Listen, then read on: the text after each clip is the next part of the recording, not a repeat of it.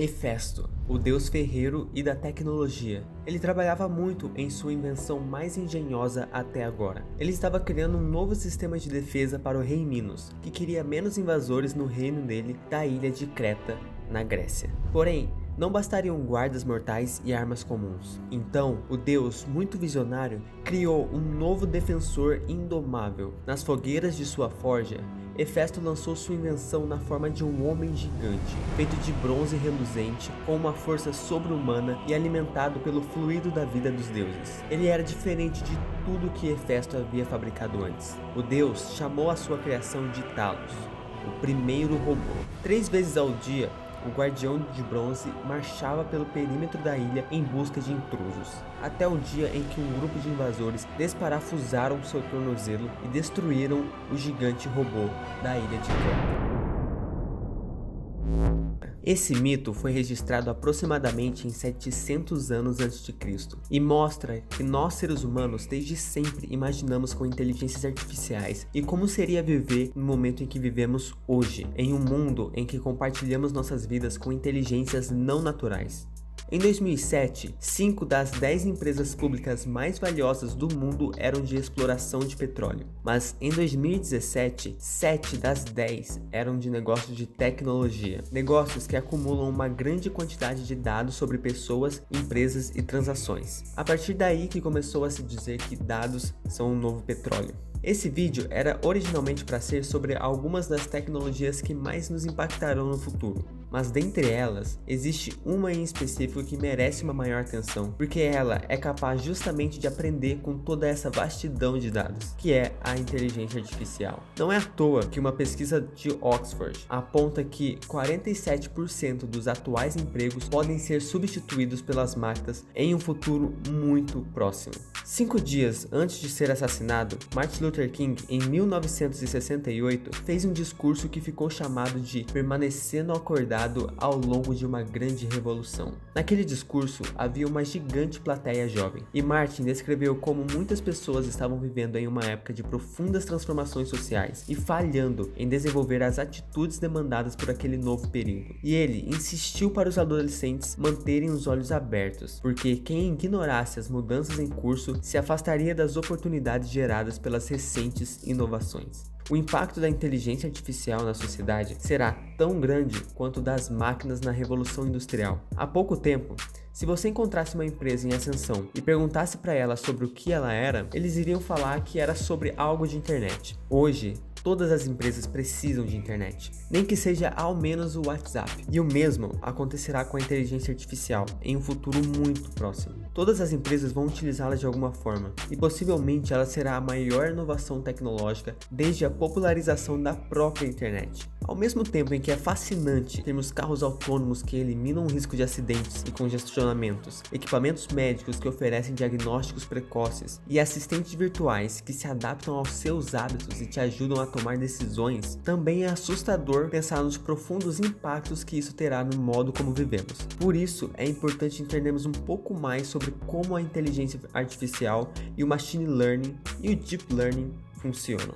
Até a década de 1990, se era muito investido e muito se especulava sobre robôs, mas pouquíssimo desse investimento era realmente convertido em algo prático, até o surgimento dela, a internet. Com a internet, houve um volume gigantesco de dados que começou a circular pelo mundo, e as estruturas remotas passaram a processar e armazenar informações em nuvem. Isso estabeleceu um terreno fértil de técnicas de inteligências artificiais como o machine learning e o deep learning. As duas são capazes de aprender e executar algo só com a análise e a interpretação de dados. Não tem a menor necessidade de uma pessoa programar um código para informar a máquina sobre o que fazer. Imagine que você vai ensinar alguém a andar de bicicleta. Mesmo explicando passo a passo para se equilibrar, é praticamente impossível uma pessoa aprender sem antes tentar e cair várias vezes. Essa analogia serve muito bem para diferenciar o machine learning do deep learning e de outras técnicas de programação tradicional. O robô, baseado em inteligência artificial, aprenderia aprenderia a andar de bicicleta coletando os dados de todas as tentativas bem-sucedidas e fracassadas em se equilibrar. E dessa forma, ele obteria essa habilidade sozinho.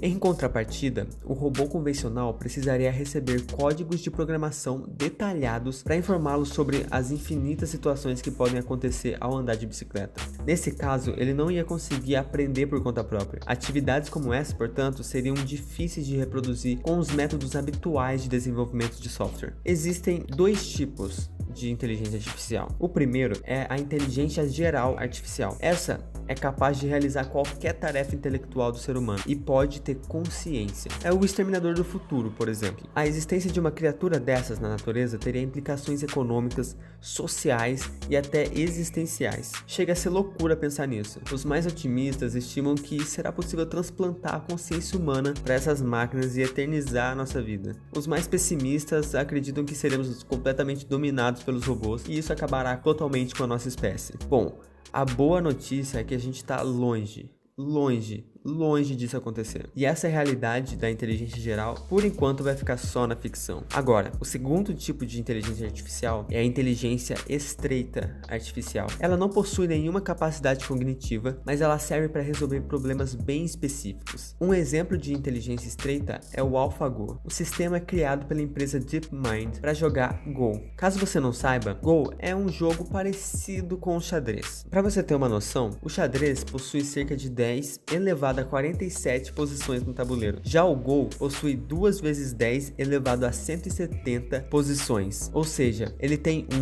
seguido de 23 zeros mais possibilidades do que o xadrez. O AlphaGo não só venceu o maior mestre de Go de todos os tempos, como também desenvolveu o próprio estilo de jogar. É esse tipo de inteligência artificial que vai se tornar cada vez mais parte da nossa vida. Os assistentes virtuais como a Siri, Alexa, Google Home são outro exemplo. Diariamente, milhares de pessoas os utilizam para perguntar sobre gastronomia, eventos e outras informações. A reação de cada usuário, então, é interpretada e armazenada pelo sistema. Ao cruzar esses dados, ele se adapta aos hábitos do usuário, entende diferentes sotaques e até prevê os seus desejos. Essa é a tecnologia que vai substituir milhares de funções que os humanos fazem hoje, no direito, na medicina, no exército, na automobilística e em tantas outras. Por outro lado, nós ainda continuamos formando pessoas para essas funções, ainda seguindo um modelo de ensino completamente defasado para a época em que vivemos. Estamos apenas no início, bem no início de todas as possibilidades que virão a partir da inteligência artificial. 1 em cada 2 postos de trabalho hoje está condenado. Por isso, precisamos de pessoas que não pensem de forma automatizada e padronizada. Precisamos de jovens que pensem de forma não linear e questionem ao invés de ter a resposta pronta. O mundo de hoje dispensa essa forma de ensino em que passamos, onde existem os que mandam e os que obedecem. Os analfabetos desse século não são aqueles que não sabem ler nem escrever, mas são aqueles que são incapazes de aprender, desaprender e aprender de novo. Em um mundo com tantas tecnologias como a própria inteligência artificial acelerando mudanças nunca antes vistas na história, algo que o Albert Einstein disse lá no início do século passado não poderia estar mais atual. Quando você ensinará seus filhos a questionar a vida, os dogmas e as farsas que o Estado e a educação contemporânea lhes injetam à força? Eu prefiro uma criança rebelde, crítica, criativa e autônoma em lugar dessas pobres criaturas domesticadas. Se você gostou, não se esqueça de deixar o like aqui no vídeo e de se inscrever caso não seja inscrito. Acompanhe a gente também lá no Insta e no TikTok para receber mais conteúdos como esse aqui do YouTube. Um grande abraço e até mais.